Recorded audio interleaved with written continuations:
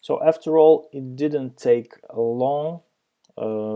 It took much shorter time than I expected to finish the scan against Motilidae by Burpsuite scanner. So as you see, everything is finished, and now let's review what changed in the issues pane. So now there are a lot of them. We can review them one by one, and we can set different severity levels if they differ from what Burpsuite has guessed, right?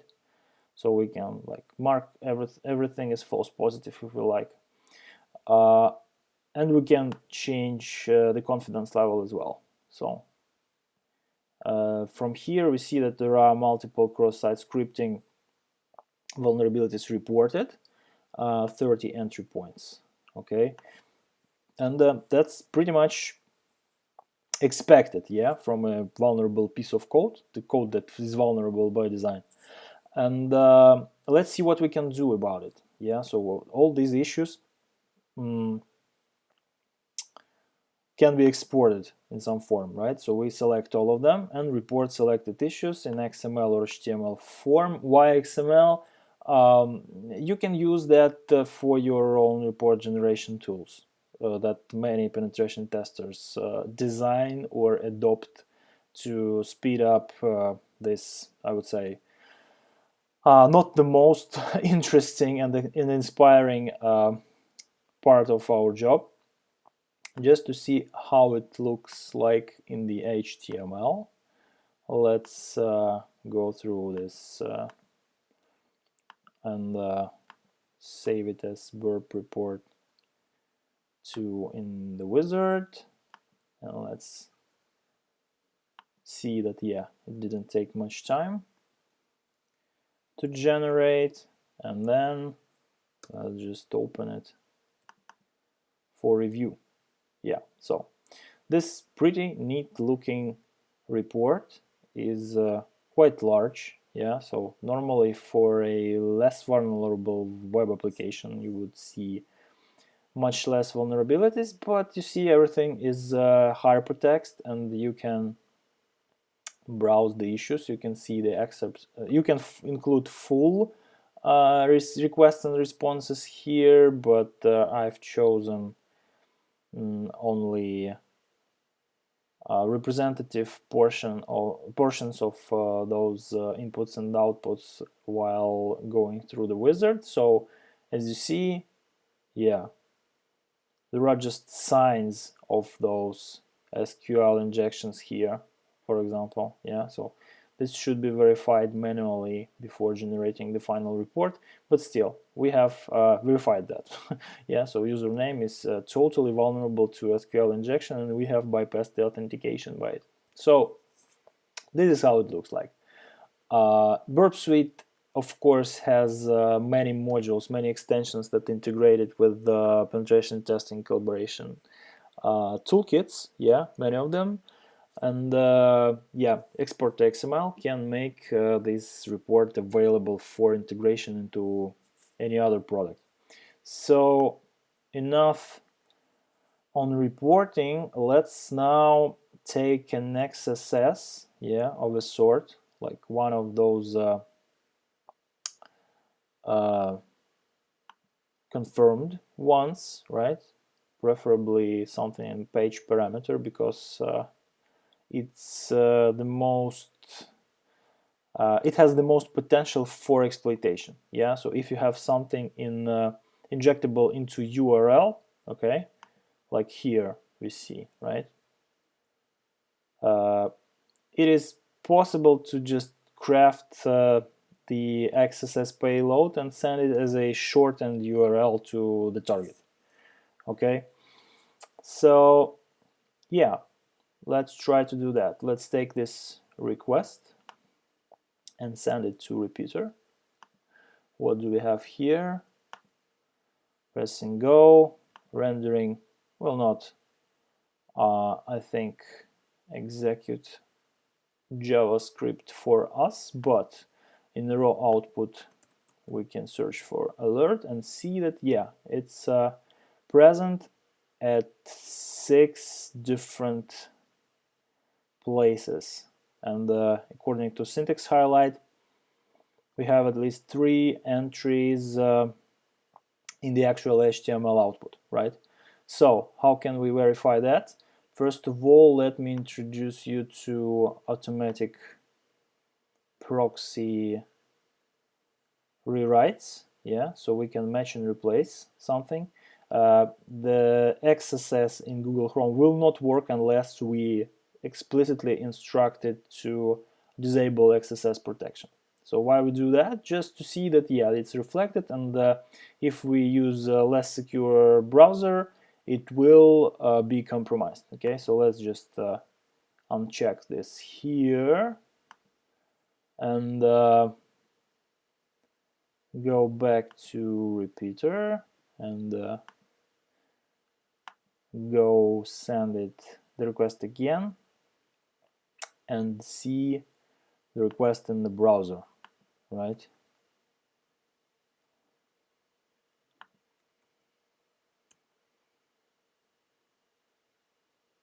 So the response basically did not trigger any XSS, right? So let's now go back to proxy settings and check this XSS protection disabling header. Yeah, what now will happen is let me just show you.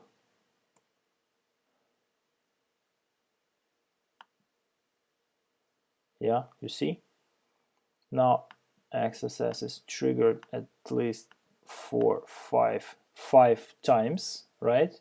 And what happens here, let's review.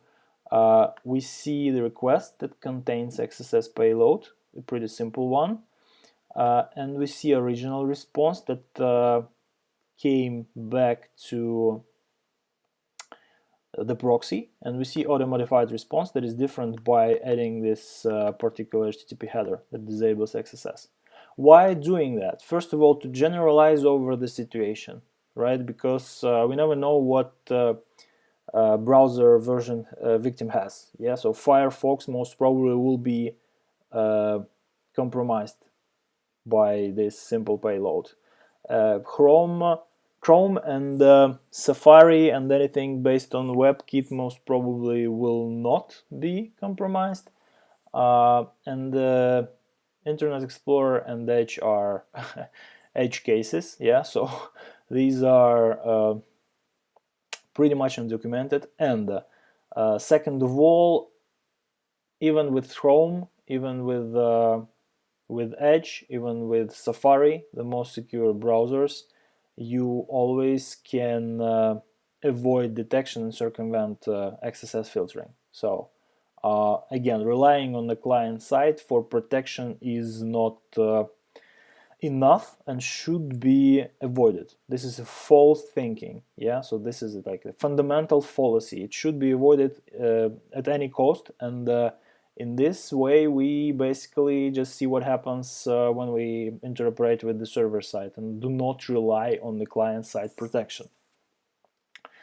So yeah, you know, seeing this alert 1 message may indicate the presence of XSS, but what's not very cool here is that the business risk is not basically shown, yeah, to anyone.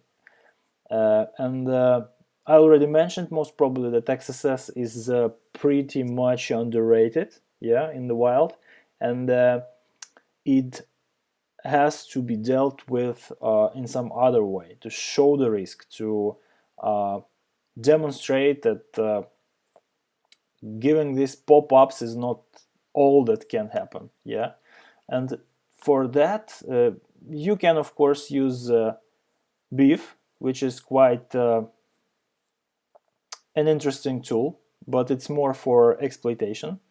I prefer using XSS Hunter, which is basically a free service you can register for using, and it will provide you with everything required. Let's remove burp from proxy for now.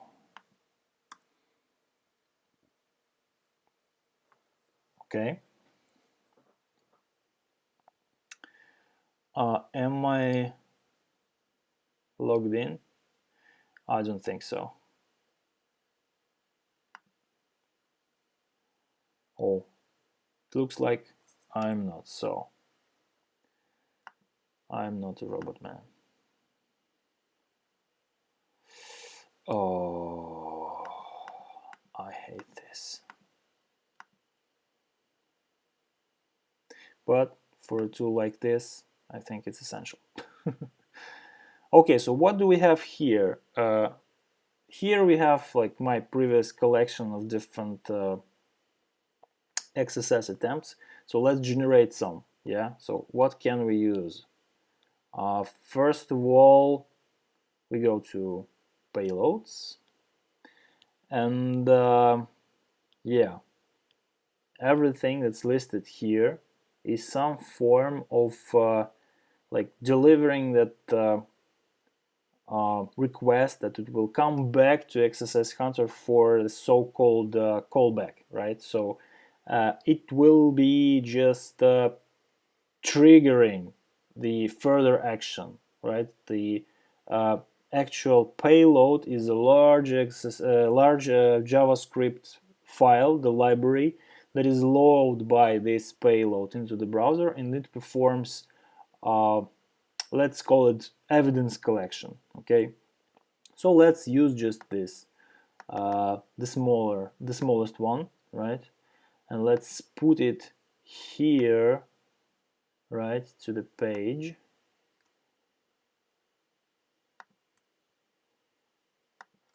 Parameter, right? And yeah, let's just see what happens. Of course, this connection is not private.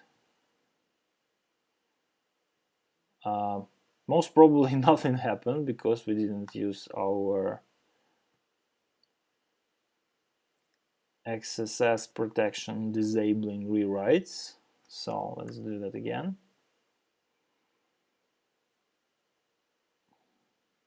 All right. So as you see, no pop-ups, nothing really happens except for some gibberish returned back to the target. And now let's go to Burpsuite and see what happened there. Let's remove this filter for now, and you see 5 times the callback has been called from my personal XSS Hunter URI. Yeah, so this already is a sign of something going on. Yeah, so this is the actual callback. This is its original form. This is some modified form. So this is the callback JavaScript module that I told you about. It's pretty large, yeah, so it's a lot of functionality. That explains the small lagging that we observed, and the page was loading into the browser. So let's go to my, as you see, yeah, I will not show you my email, but those those 6 messages, 5 of them are the emails that notify me about that my XSS Hunter module has been triggered. Okay, we just will go straight to the web interface. I will reload that, and voila.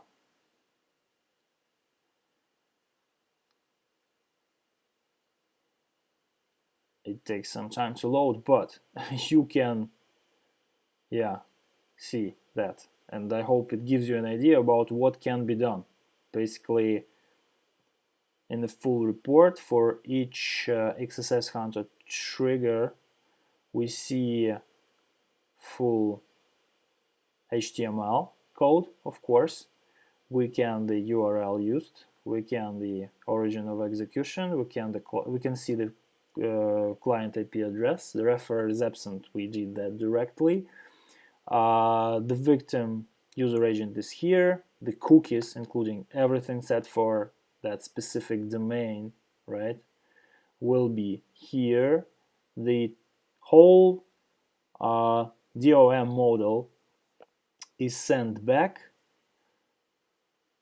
and yeah, if there is some correlation with other triggered events, we will see that too. So yeah, I hope that this demonstration gives you an idea of how much you can accomplish with the XSS, yeah, by using the tools that are out there in the public domain, and even the services that are available for you to register and use for free. Okay, so I think that's enough for XSS for now. Let's get to the next topic.